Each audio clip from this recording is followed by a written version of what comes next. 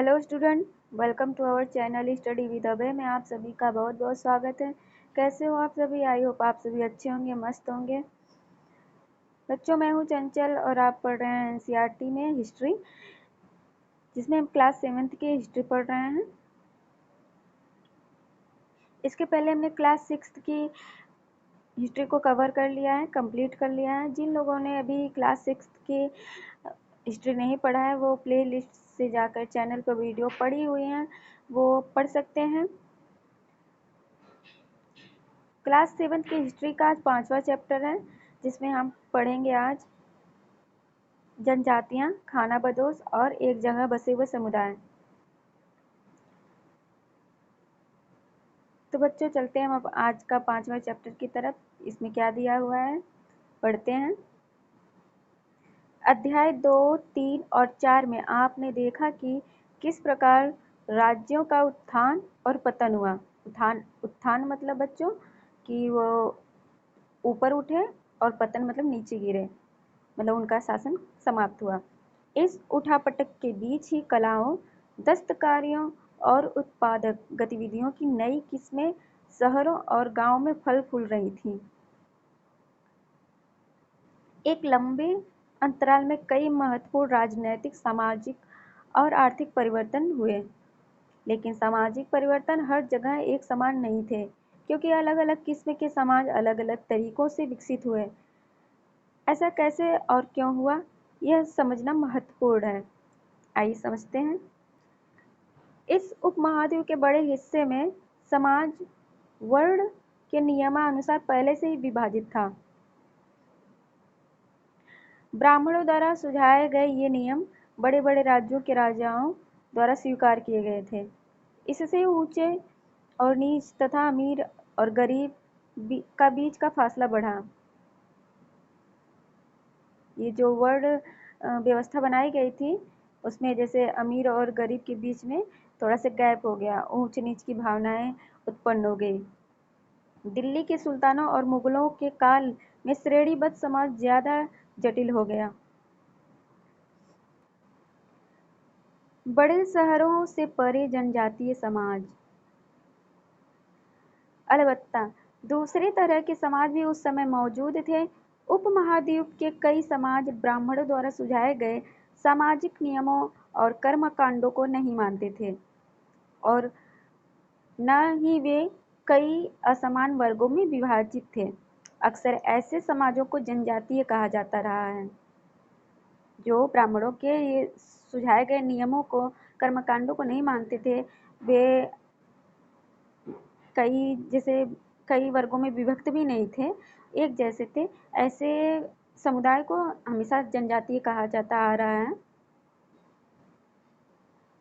प्रत्येक जनजाति के सदस्य नातेदारी के संबंधन से जुड़े थे। कई जनजातियां खेती से अपना जीविकोपार्जन करती थीं। कुछ दूसरी जनजातियों के लोग शिकारी, संग्राहक या पशुपालक थे। प्रायः वे अपने निवास स्थान के प्राकृतिक संसाधनों का पूरा इस्तेमाल करने के लिए इन गतिविधियों का मिला-जुला रूप से अपनाते थे। कुछ जनजातियां खानाबदोश थीं और वे एक जगह से दूसरी जगह घूमती रहती थीं।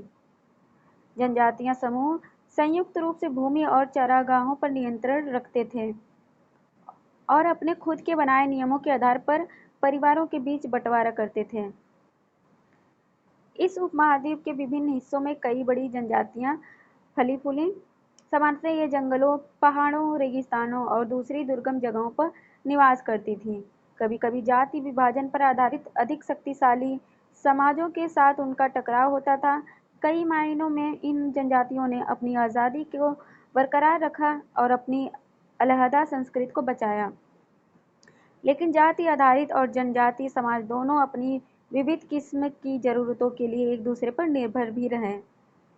टकराव और निर्भरता के इस संबंध ने दोनों तरह के समाजों को धीरे धीरे बदलने का भी काम किया। जनजातीय लोग कौन थे? समकालीन इतिहासकारों और मुसाफिरों ने जनजातियों के बारे में बहुत कम जानकारी दी है। कुछ अपवादों को छोड़ दें तो जनजातीय लोग भी लिखित दस्तावेज नहीं रखते थे, लेकिन समृद्ध रीति रिवाजों और वाचिक मौखिक परंपराओं को वे संरक्षण करते थे। ये परंपराएं हर नई पीढ़ी को विरासत में मिलती थीं। आज के इतिहासकार जनजातियों का इतिहास लिखने के लिए इन वाचिक परंपराओं का इस्तेमाल करने लगे हैं। वाचिक मतलब जो मौखिक, जैसे कि एक जैसे कि एक से सुनकर दूसरे को सुनाना, और फिर वही परंपरा चलती आती थी और वही इतिहासकार उसी का इस्तेमाल आजकल करने लगे हैं। जनजातीय लोग भारत के लगभग हर क्षेत्र में पाए जाते थे। किसी भी एक जनजाति का इलाका और प्रभाव समय के साथ साथ बदलता रहता था। कुछ शक्तिशाली जनजातियों का बड़े इलाकों पर नियंत्रण था। पंजाब में खोखर जनजाति 13वीं और 14वीं सदी के दौरान बहुत प्रभावशाली थी। यहाँ बाद में गख्खर लोग ज़्यादा महत्वपूर्ण हो गए। उनके मुखिया कमाल खान गख्खर को बादशाह अकबर ने मनसबदार बनाया था। मुल्तान और सिंध के मुगलों द्वारा अधीन कर लिए जाने से पहले लंगाह और अरगुन लोगों का प्रभुत्व अत्यंत विस्तृत क्षेत्र पर था। उत्तर पश्चिम में एक और विशाल एवं शक्तिशाली जनजाति थी, बलोच। ये लोग अलग अलग मुखियों वाले कई छोटे छोटे कुलों में बटे हुए थे। पश्चिमी हिमालय में गड्डी गडरियों की जनजाति रहती थी। उपमहाद्वीप के सुदूर उत्तर पूर्वी भाग पर भी नागा, अहोम और कई दूसरी जनजातियों का पूरी तरह प्रभुत्व था। मौजूदा बिहार और झारखंड के कई इलाकों में 12वीं सदी तक चेर सरदारशाहियों का उदय हो चुका था। बादशाह अकबर ने प्रसिद्ध सेनापति राजा मान सिंह ने 1591 में चेर लोगों पर हमला किया, उन्हें परास्त किया। उन्हें लूटकर अच्छा खासा माल इकट्ठा किया गया, लेकिन वे पूरी तरह अधीन नहीं बनाए गए। औरंगजेब के समय मुगलों सेनाओं ने चेर लोगों के कई किलों पर कब्जा किया और इस जनजाति को अपना अधीनस्थ बना लिया। इस क्षेत्र में रहने वाली महत्वपूर्ण जनजातियों में मुंडा और संथाल, यद्यपि ये उड़ीसा और बंगाल में भी रहते थे। कर्नाटक और महाराष्ट्र की पहाड़ियाँ कोली, बेरात तथा कई दूसरी जनजातियों के निवास स्थान थे। कोली लोग गुजरात के कई इलाकों में भी रहते थे। कुछ और दक्षिण में कोरागा, वेतर, मारवाड़ और दूसरी जनजातियों की विशाल आबादी थी। भीलों की बड़ी जनजाति पश्चिमी और मध्य भारत में फैली हुई थी। 16वीं सदी का अंत आते आते उनमें से कई एक जगह बसे हुए थे। खेतिहर और यहाँ तक कि जमींदार बन चुके थे। तब भी भीलों की कई कुल शिकारी संग्राहक बने रहे। मौजूदा छत्तीसगढ़, मध्य प्रदेश, महाराष्ट्र और आंध्र प्रदेश में गोंड लोग बड़ी तादाद में फैले हुए थे। खाना बदोश और घुमंत लोग कैसे रहते थे, आइए देखते हैं। खाना बदोश चरवाहे अपने जानवरों के साथ दूर दूर तक घूमते थे। उनका जीवन दूध और अन्य पशुचारी उत्पादों पर निर्भर था। वे खेतिहर गृहस्थों से अनाज, कपड़े, बर्तन और ऐसी ही चीजों के लिए ऊन, घी इत्यादि का विनिमय भी करते थे। कुछ खानाबदोश अपने जानवरों पर सामानों की ढुलाई का काम भी करते थे। एक जगह से दूसरी जगह आते जाते वे सामानों की खरीद फरोख्त करते थे। बंजारा लोग सबसे महत्वपूर्ण व्यापारी खानाबदोश थे। उनका कारवां टांडा कहलाता था। सुल्तान अलाउद्दीन खिलजी बंजारों का ही इस्तेमाल नगर के बाजारों तक अनाज की ढुलाई के लिए करते थे। बादशाह जहांगीर ने अपने संस्मरणों में लिखा है कि बंजारे विभिन्न इलाकों से अपने बैलों पर अनाज लेकर शहरों में बेचते थे। सैन्य अभियानों के दौरान वे मुगल सेना के लिए खाद्यान्नों की ढुलाई का काम करते थे। किसी भी विशाल सेना के लिए 1 लाख बैल अनाज ढोते होंगे। ये देखिए बच्चों, घुमंतू व्यापारियों की श्रृंखलाएं भारत को बाहरी दुनिया से जोड़ती थीं। यहाँ मेवा इकट्ठा करके उसे ऊँटों पर लादा जा रहा है। मध्य एशिया के व्यापारी ऐसी वस्तुएं भारत लाते थे और बंजारे एवं अन्य व्यापारी उन्हें स्थानीय बाजारों तक पहुँचाते थे। देखिए इसमें जैसा दिया हुआ है, देखिए ऊँटों पर लाद के ये यहाँ से वहाँ तक पहुँचाते थे। खानाबदोश और भ्रमणशील समूह। खानाबदोश घुमंतू लोग होते हैं। उनमें कई पशुचारी होते हैं और अपनी रेवड़ और पशुवृंद के साथ एक चरागाह से दूसरे चरागाह घूमते रहते हैं। इसी तरह के दस्तकार, फेरी वाले और नृतक, गायक एवं अन्य तमाशबीन भ्रमणशील समूह अपना काम धंधा करते एक जगह से दूसरी जगह यात्रा पर रहते हैं। खानाबदोश और भ्रमणशील समूह दोनों अक्सर उस जगह लौटकर आते हैं जहां उन्होंने पिछले साल दौरा किया था। बंजारे 17वीं सदी के आरंभ में भारत आने वाले एक अंग्रेज व्यापारी पीटर मंडी ने बंजारों का वर्णन किया। इनका वर्णन देखते हैं बच्चों। सुबह हमारी मुलाकात बंजारों की एक टांडा से हुई जिसमें 14,000 बैल थे। सारे पशु गेहूं और चावल जैसे अनाजों से लदे हुए थे। ये बंजारे लोग अपनी पूरी घर गृहस्थी, बीवी और बच्चे अपने साथ लेकर चलते हैं। एक टांडा में कई परिवार होते हैं। उनका जीने का तरीका उन भारवाहकों से मिलता जुलता है जो लगातार एक जगह से दूसरी जगह जाते रहते हैं। गाय बैल उनके अपने होते हैं। कई बार वे सौदागरों के द्वारा भाड़े पर नियुक्त किए जाते हैं, लेकिन ज़्यादातर वे खुद सौदागर होते हैं। अनाज जहाँ सस्ता उपलब्ध है वहाँ से वे खरीदते हैं और उस जगह ले जाते हैं जहाँ वह महंगा है। वहाँ से वे फिर ऐसी चीज़ें लाद लेते हैं जो किसी और जगह मुनाफे के साथ बेची जा सकती है। टांडा में 6 से 700 तक लोग हो सकते हैं। वे एक दिन में 6 या 7 मील से ज़्यादा सफ़र नहीं करते। यहाँ तक कि ठंडे मौसम में भी गाय बैलों पर से सामान उतारने के बाद वे उन्हें चरने के लिए खुला छोड़ देते हैं, क्योंकि यहाँ ज़मीन पर्याप्त है और उन्हें रोकने वाला कोई नहीं। ये बंजारों के बारे में था जो पीटर मंडी ने वर्णन किया है इसका। कई पशुचारी जनजातियां मवेशी और घोड़ों जैसे जानवरों को पालने, पोसने और संपन्न लोगों के हाथ उन्हें बेचने का काम करती थीं। छोटे मोटे फेरी वालों की विभिन्न जनजातियां भी एक गांव से दूसरे गांव भ्रमण करती थीं। ये लोग रस्सी, सरकंडे की चीज़ें, फूस की चटाई और मोटे बोरे जैसे माल बनाते और बेचते थे। कभी कभी भिक्षुक लोग भी घुमंतू सौदागर का काम करते थे। नर्तकों, गायकों और अन्य तमाशबीनों की भी जातियां थीं जो विभिन्न नगरों और गांवों में कमाई के लिए अपना कला का प्रदर्शन करती थीं। बदलता समाज, नई जातियां और श्रेणियां। जैसे जैसे अर्थव्यवस्था और समाज की ज़रूरतें बढ़ती गईं, नए हुनर वाले लोगों की आवश्यकता पड़ी। वर्णों के भीतर छोटी छोटी जातियां उभरने लगीं। उदाहरणों के लिए ब्राह्मण के बीच नई जातियां सामने आईं। दूसरी ओर कई जनजातियां और सामाजिक समूहों को जाति विभाजित समाज में शामिल कर लिया गया और उन्हें जातियों का दर्जा दे दिया गया।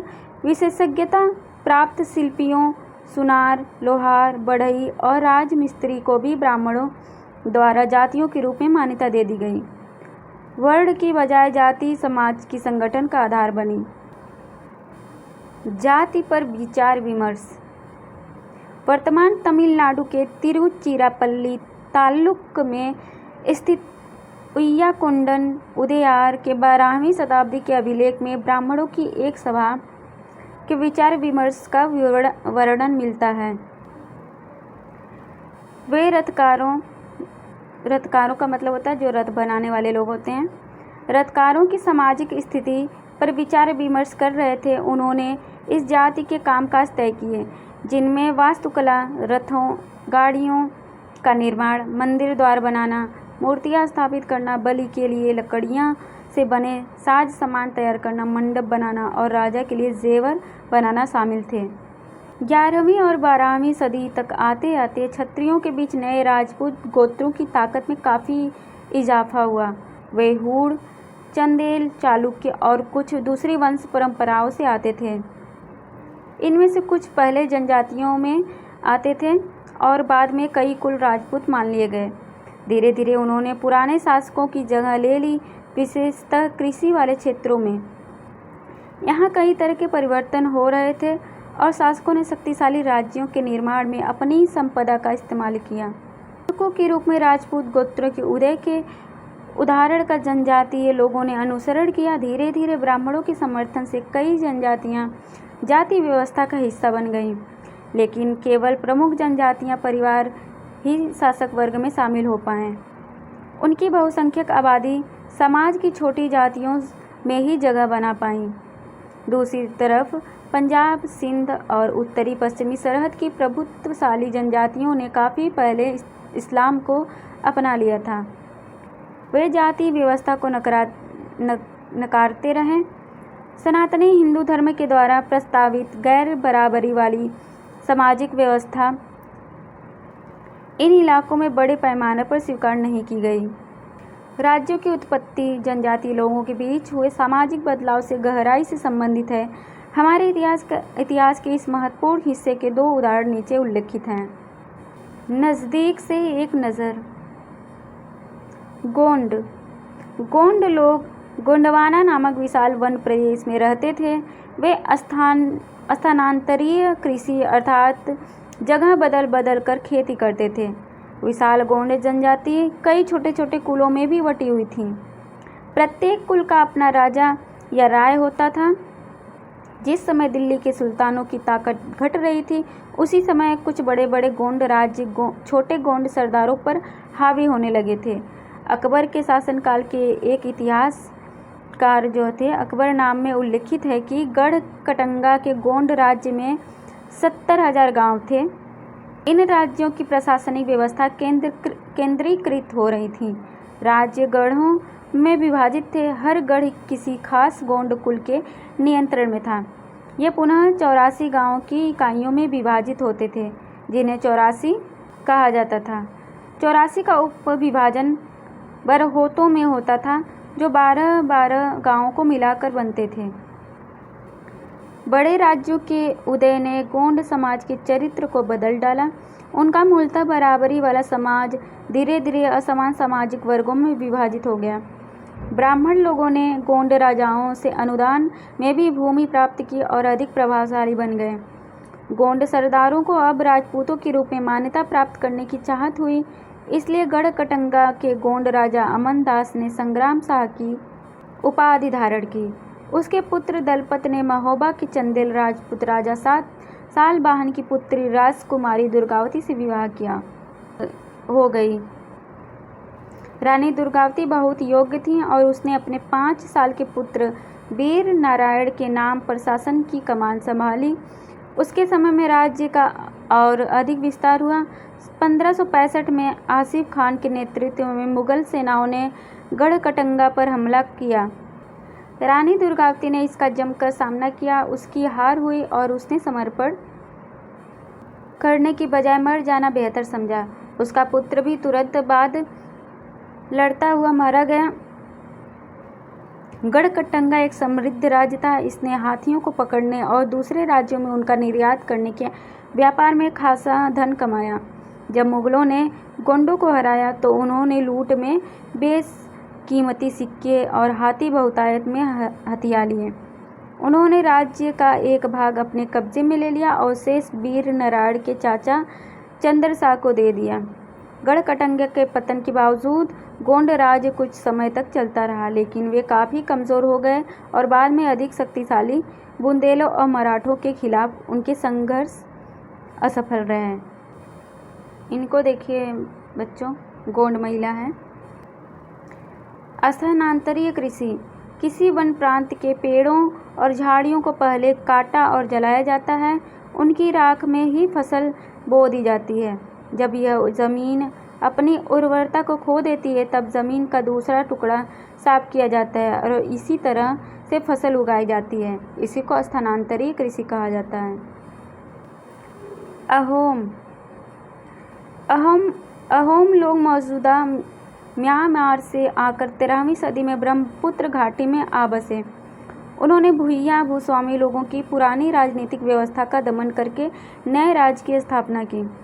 16वीं सदी के दौरान उन्होंने चुटियों 1523 और कोचहाजों 1581 के राज्यों को अपने राज्य में मिला लिया। उन्होंने कई अन्य जनजातियों को भी अधीन कर लिया। अहोम ने एक बड़ा राज्य बनाया।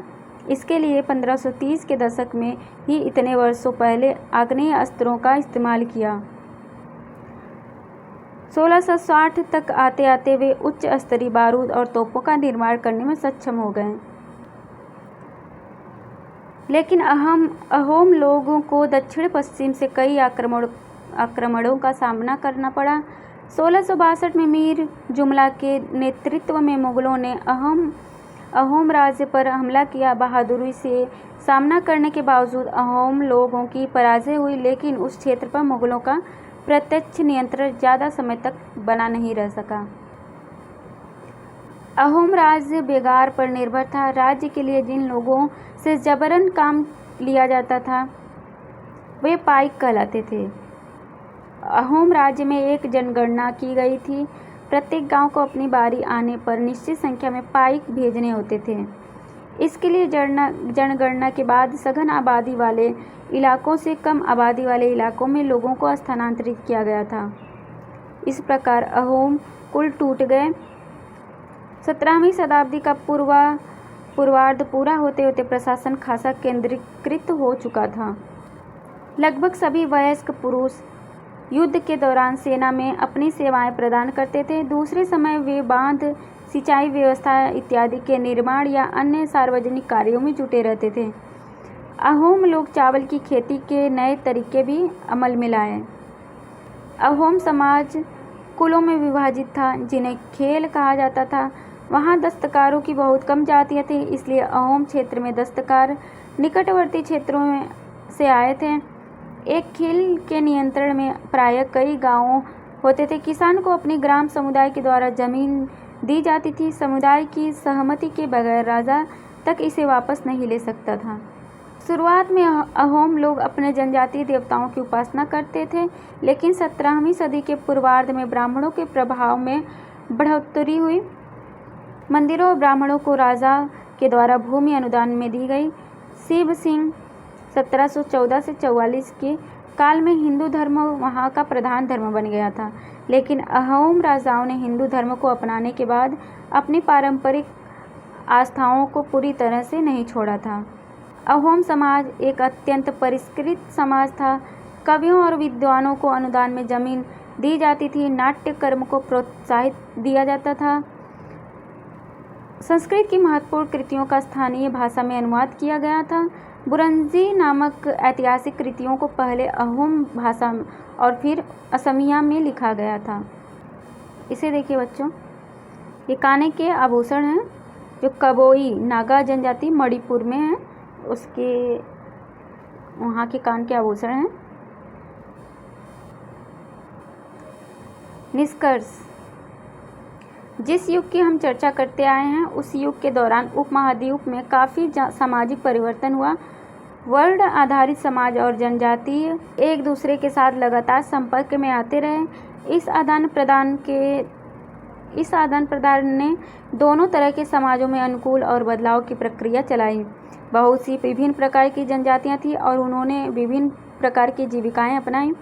कालांतर में उनमें से कई जाति आधारित समाज भी शामिल हो गए, लेकिन कईयों ने जाति व्यवस्था और सनातनी हिंदू धर्म दोनों को ही नकार दिया। कुछ जनजातियों ने सुसंगठित प्रशासनिक व्यवस्था वाले विस्तृत राज्यों की स्थापना की। इस तरह वे राजनीतिक रूप से ताकतवर हो गए। इसने उन्हें बृहत्तर और अधिक जटिल राज्यों और साम्राज्यों के साथ संघर्ष की स्थिति में ला खड़ा किया। देखिए बच्चों, ये म्यांमार है, हमारे इंडिया के पड़ोसी देश है। ये यहीं से अहोम जनजाति आए थे। बच्चों देखिए, ये मानचित्र 1 में दिया है प्रमुख भारतीय जनजातियों के क्षेत्र। यहाँ पे देखिए दिया हुआ है। ये देखिए, ये गख्खर, खोखर, जंजुआ, लंगाह, बलूची समाज, ये कोली जो कि गुजरात में थी, जाटवास, ये भील MP और राजस्थान में, ये चेर, मुंडा, संथाल, ओरोन जो कि झारखंड, बिहार, उड़ीसा को लेकर था। ये अहोम जो कि म्यांमार से आए हुए थे। कोरागा, भील, कोली, जो कि महाराष्ट्र में थे। बेराद, काटकरीश, गोंडवाना ये गोंड, बैंगस, खोंड, कोयास, बादागस, मारवाड़, चेतर, ये सब भारतीय प्रमुख जनजातियों के क्षेत्र हैं। तो बच्चों इस चैप्टर में इतना ही। मिलते हैं नेक्स्ट वीडियो में नेक्स्ट चैप्टर के साथ। आई होप आप लोगों को चीज़ें समझ में आई होंगी। अगर आप लोगों को कोई चीज़ नहीं समझ में आई हो कमेंट में पूछ सकते हैं। मिलते हैं नेक्स्ट वीडियो में, तब तक के लिए टाटा बाय बाय।